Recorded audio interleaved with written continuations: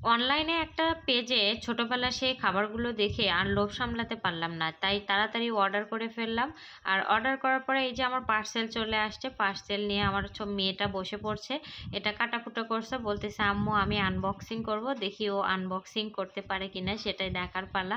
তো ও মোটামুটি কেসি দিয়ে কাটতে পারছে, আর আমিও একটু হেল্প করছি, আর ও এখন টেনে টেনে কস্টেপটা খুলে ফেলতেছে।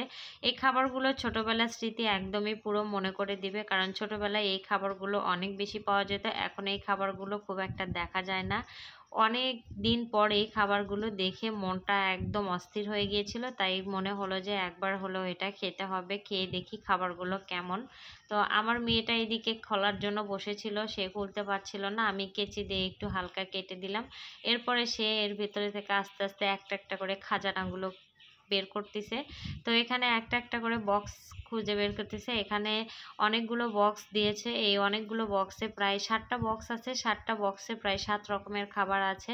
সবগুলো অনেক বেশি মজার আর সুস্বাদু। এই ভিডিওটা আমার কয়েকদিন আগের করা ভিডিও, দিব করে দেওয়া হয় না, তো আমার খাবারগুলো অনেক বেশি ভালো লেগেছে, তাই ভাবলাম আপনাদের মাঝে একটু শেয়ার করি। আপনারা যদি কেউ নিতে চান অবশ্যই এই পেজে নক করতে পারেন, কোনো সমস্যা নেই। এখানে আমি ন্যাচারাল পেজ থেকে এই খাবারগুলো অর্ডার করেছিলাম। খাবারগুলো অনেক ফ্রেশ আর অনেক সুস্বাদু ছিল, অনেক বেশি মজা। আর এই দেখেন টোটাল 7টা দিয়েছে। আমার মেয়ে বলতেছে আমি এই লাড্ডুটা খাবো, দেখতে সাদা একদমই। এটা হচ্ছে নারকেলের কাঁচাগোল্লা, একদমই কাঁচাগোল্লার ফ্লেভার, নারকেলের কাঁচাগোল্লা, সেহেতু নারকেলের একটা ফ্লেভার আছে, অনেক বেশি মিষ্টি। খাবার প্রত্যেকটা অনেক বেশি মজা, অনেক বেশি সুস্বাদু। আর এটা নারকেলের কাঁচাগোল্লা, এটা তিলের নাড়ু, আর এটা হচ্ছে নারকেলের নাড়ু, নারকেল যে আমরা বাসায় নাড়ু বানাই সেই নাড়ুটাই। আর হচ্ছে এখানে বাদাম কটকটি, এই কটকটিটা ভীষণ পছন্দের আর ভীষণ প্রিয়, আমার অনেক বেশি ভালো লাগে। আর এটা হচ্ছে বাদাম আর চিনি দিয়ে একটা ব্যাটার তৈরি করে সেটার কটকটি, ওটা অনেক বেশি মজার।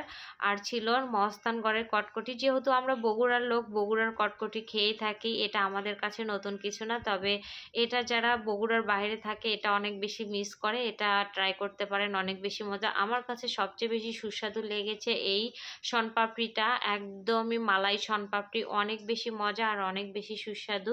আর খাইতে মনটা একদমই ভরে যায়। আমার প্রত্যেকটা খাবারই ভীষণ ভালো লেগেছে, তবে স্পেশালি ভালো লেগেছে শনপাপড়ি আর হচ্ছে বাদাম, আর বাদামের কটকটি, ওই কটকটিটা বেশি ভালো লেগেছে। প্রত্যেকটা খাবারই অনেক বেশি সুন্দর আর ফ্রেশ ছিল, অনেক বেশি ভালো।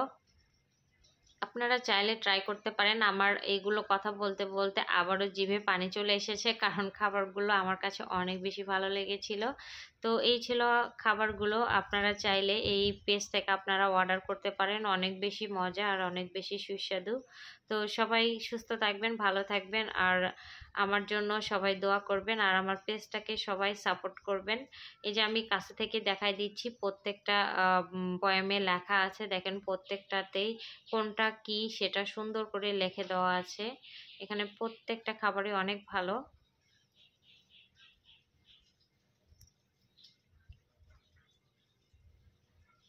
আর এটা হচ্ছে মস্তানগড়ের কটকটি লাস্ট, আর আরেকটা আছে এটা হচ্ছে শনপাপড়ি, ক্ষীর মালাই শনপাপড়ি, অনেক বেশি